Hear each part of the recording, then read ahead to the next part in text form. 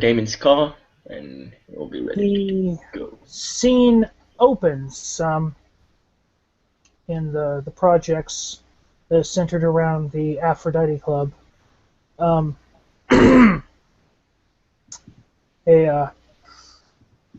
tallish man, about 5'10". The only thing readily noticeable is a black hoodie with the hood pulled over his head, the look of like blue pants, like some kind of blue work pants, and an odd pair of shoes. He's gotten in here, or he's gotten into this district in the shortest way possible, trying to remember what he had noticed in his last visit into this area. Trying to keep out of people's way as he, crosses through alleyways, walks down streets. He eventually sees the club that he's heard a little bit about in this area, and he sees the prominent sign, Aphrodite. He crosses the street to approach the club, kind of looking at the outside, looking around it, seeing the magnificent 3-story building, but unsure as to how he should proceed. He crosses the street nonetheless and just kind of tries to put on an air like, he belongs here. As he approaches the club, he'll see this car approach, and it will actually stop just next to him. And when the window goes down, he will recognize Damien, saying, "Oh, hey mate, are you looking to get in the Aphrodite?" I actually was. Is there a particular area of this venue you recommend? Guys, yeah, just and he'll show you an area. Go to in that place. You can get a lift straight to the 3rd floor. This is where all the people like us hang out. Ah, well, then I believe I will have to head up, sir. Guys, you just go ahead, and I'll be there in a minute. And the car goes. He'll see the car go into an alley where you can see it says staff parking, and it's obviously a closed area. So the staff have the the staff, when they come with their own cars, there's a safe place for them. Stefan walks around to the back of the side where the lift was pointed out, and goes over to it, looks into a small like camera hole, and after maybe 2-3 minutes, perhaps 5, the lift gate opens.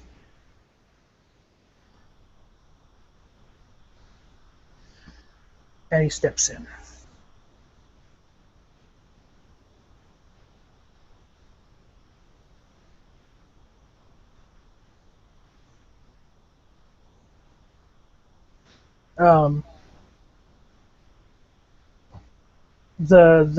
The gate closes, and Mosey moves on up to the 3rd floor of the Aphrodite.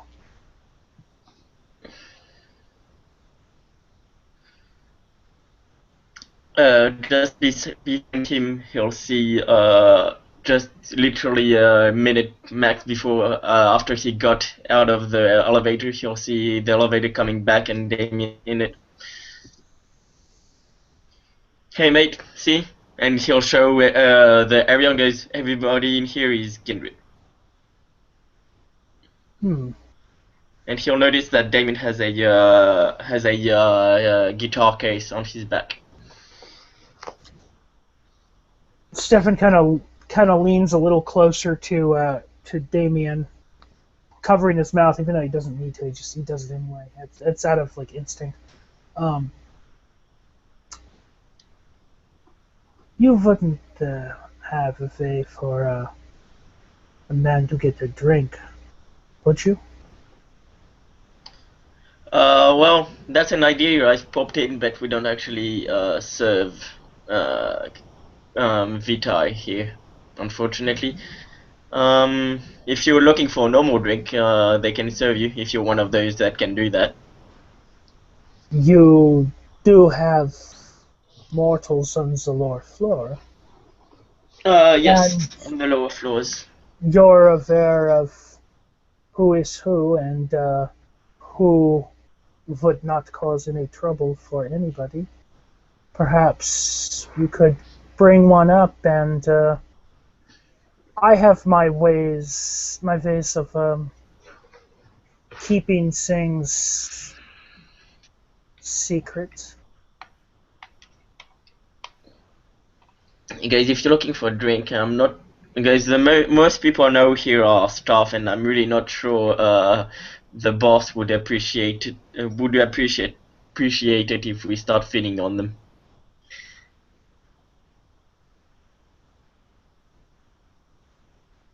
Well, then let's not hear anything of it. And he walks over to a table.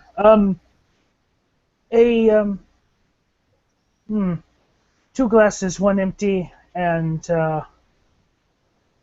one.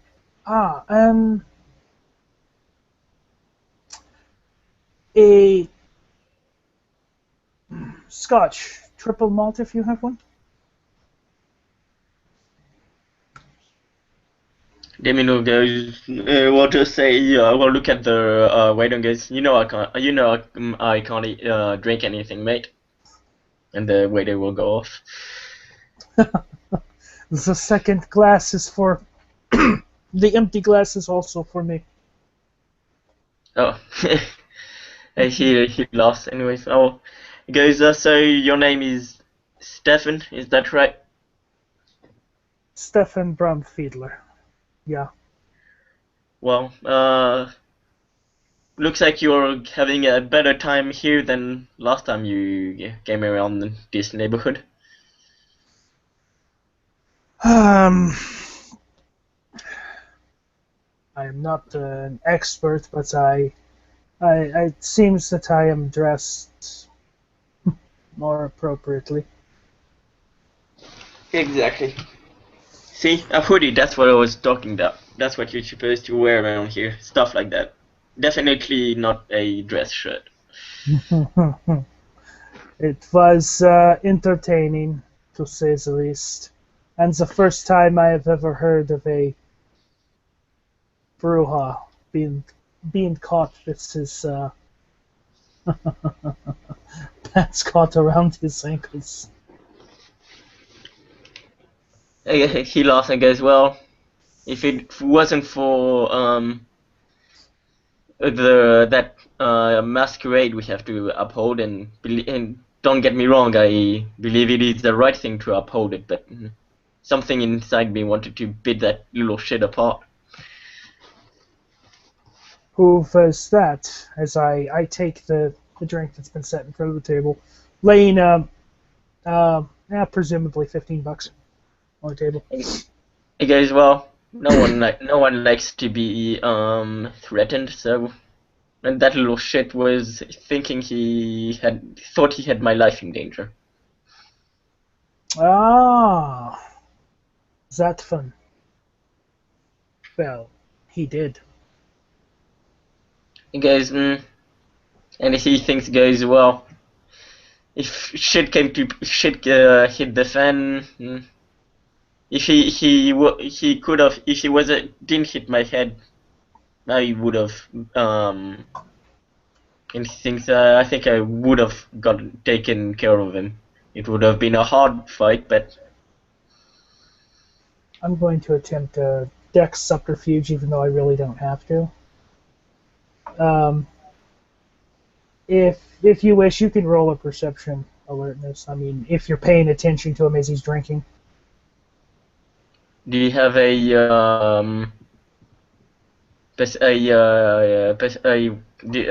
specialty? No. Oh shit! Oh yeah! Oh yeah, you absolutely noticed that um, he was trying to take a sip, let it roll over his tongue, and then let it roll back into the glass. But when he notices you, rather than do that, he swishes it around in his mouth, setting down the full glass and picking up the empty glass, and Kevin will just smile and let it go.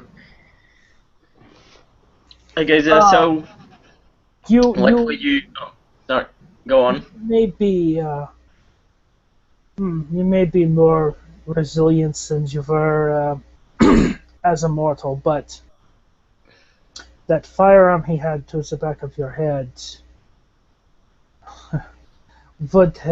could have done a lot of damage. Well, he was still at a distance where he could have missed me. He was around 10 meters away from what I remember. I don't think he would have missed at all. He had his concentration on you, and he had two others with him. I don't think he would have missed. Guys, I don't see how the two others could have helped him hit me, but yeah, I see what you mean. This masquerade, they have the high ground on us. Yes, makes me think how well, I guess the whole thing about when the vampires came, people started saying vampires existed. I guess that's when the masquerade um, came to existence, so that people would stop talking. As cover technique is more what it was. It's to keep us all safe. And nobody wants to be staked like I will not name names, but because it's not important what the name was. But nobody wants to be staked like the young lady at our club. Yes, Cherie, I think her name was. I heard. Yeah, Did you know her? I did in fact. And I am well aware of what she did even before the papers came out. Oh, she was so, and he thinks guys, so she was the that girl from the papers. Yeah. And he Yes. looks at you with an eyebrow kind of up and just kind of gives you a hard, like, trying to discern you type of stare. And he just looks at him and goes, "Well, I'm sorry for your loss, mate. If she was a friend of yours." That is actually a good question I had. I am assuming that something like that happens. The crime scene has already been cleaned up. I'd say so. Especially if it's to if it were something to clear up to clear up the kindred name. I'd say there's some of our elders would have a connection to the cops and would try to get that particular crime scene cleaned up as fast as possible. Hmm. Have you yourself actually seen the scene of the crime? No, I don't really go past it. I do whenever I am in this area. It's either at the Aphrodite or on my way home. I don't live right inside right inside of the projects. I kind of well, he thinks, guys. I think he could kind of be still be part of the projects, but safer than here. safer than most places in the projects where I live. I had to ask because for all of my book learning, I guess you could say my street smarts are extremely lax. Just a sec.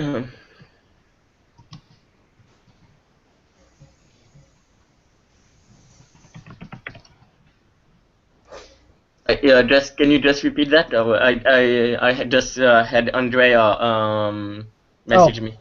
um, he said for all of his book learning, his street smarts are extremely lax. Um, more to the point of being nil in existence. I figured coming here and would give me an opportunity to possibly learn a little something. Guys, well, like I said, I don't live around the projects, and I'm not really used to them, but there's a few other kindred around here. Like the one that had saved you, I think she's pretty used to the neighborhood. If you see her again, she'll be able to explain a lot of stuff to you. But you do know how to get by on the streets. I know how to fight myself out of a situation. There's not always fighting that will help you. I mean, didn't you find it a little odd? Vi apparently in a 3-on-2 situation, one of those junkies ran past you into the street, tumbling into that car. I guess that's one of your little family's gift, I presume. Not all of us are as wonderfully subtle in its use. But yes. And then the apparent change of hearts that the other three had. $40 in the watch, and then one of them was suddenly convinced by mere words that we got what we want. The leader of this little rebel, they agree and they've run off. Yes, I've heard your kind can do that. The second time it was just mere words. Congratulations on that. No, it is no secret that my voice carries power in itself. But it actually brings me to another point. I actually I have a matter of I have a matter that requires a bit of secrecy. And do you go on?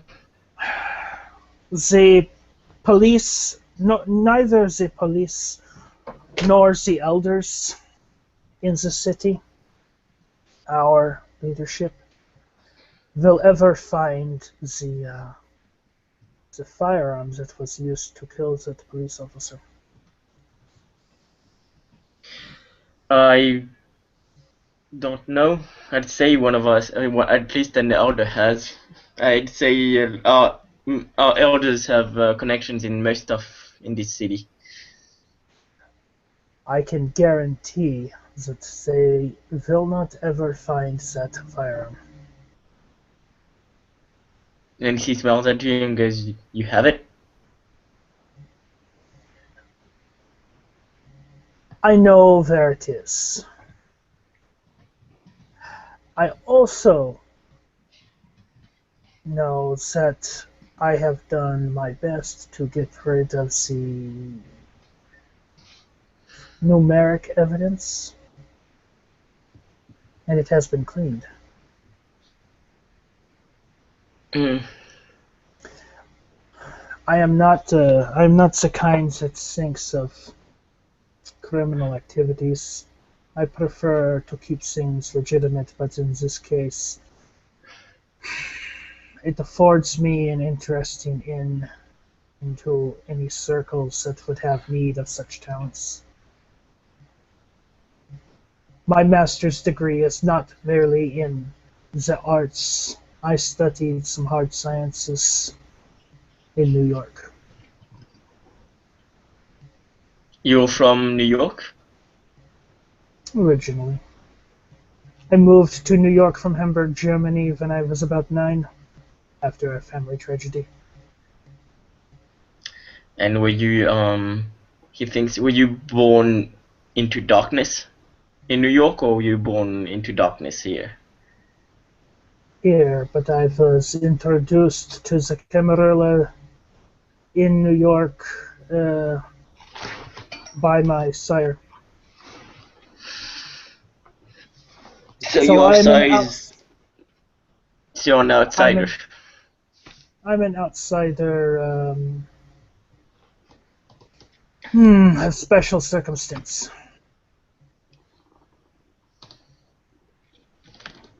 And guys, and there's,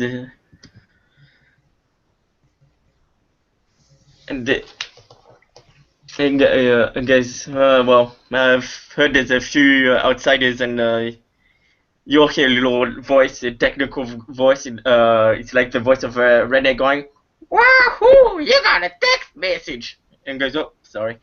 And he'll look, and you'll see his expression changes for a bit, guys. Well, actually have to go. Just keep that in mind. If you hear anyone who could use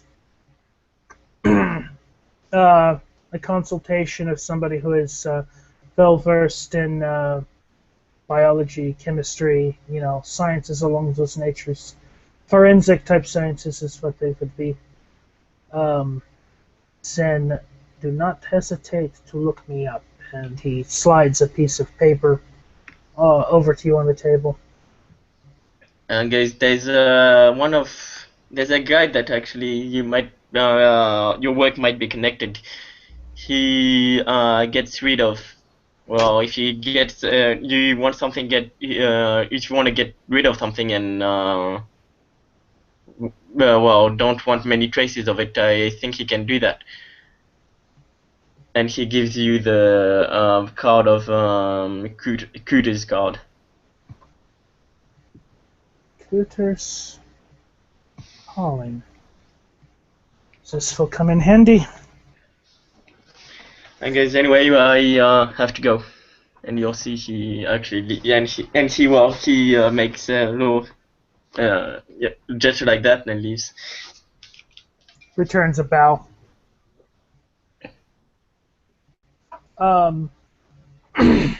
Stefan stays on the third floor of the Aphrodite for a little bit longer. Tastes what remains of the scotch. And then right before he finishes, he basically empties the contents of both glasses into one. Sitting for a little bit longer. It may not be his scene, but he smiles to himself. This has been a very exciting thing. The type of excitement that he needed. After a little bit longer, he gets up, heads back to the lift to go down to the ground floor. When he gets there, he takes the same route as before, occasionally slipping into the shadows if he notices somebody. once they pass, he continues on, and this continues for quite some time until he gets through through the street going between both Little Italy and Chinatown, heading back to where his little humble apartment is. On the way, feeling the slight urge for a snack, he decides to see what he can find.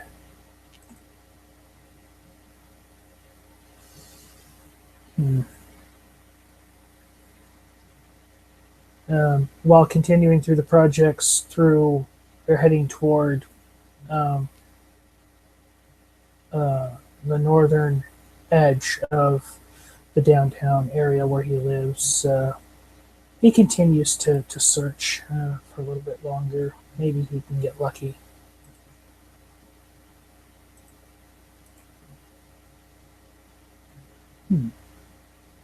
Does actually spy another familiar four-legged creature. Another little alley cat that he finds about when he gets to the edge of the projects, heading toward Little Italy, just before he enters. And he goes to drink the blood of the creature.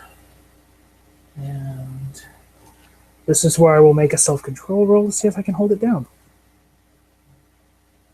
Okay. With a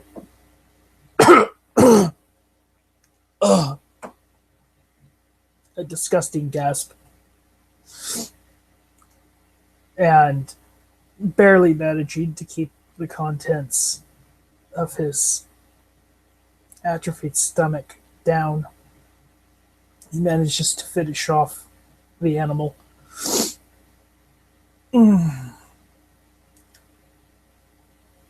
Once he is done, while he is in the shadows, he finds a garbage can. He pulls up a couple things and drops the carcass under a bag, a pretty heavy garbage bag actually. Continuing out through, without too much more time passing, he comes to a familiar sight, seeing the lower red brick building of the diner that he lives above, and the plain concrete walls of his studio apartment. Heads back in. Familiar sight. Security. And he needs to get cleaned up if he's to do anything else tonight. And the scene will come to a close.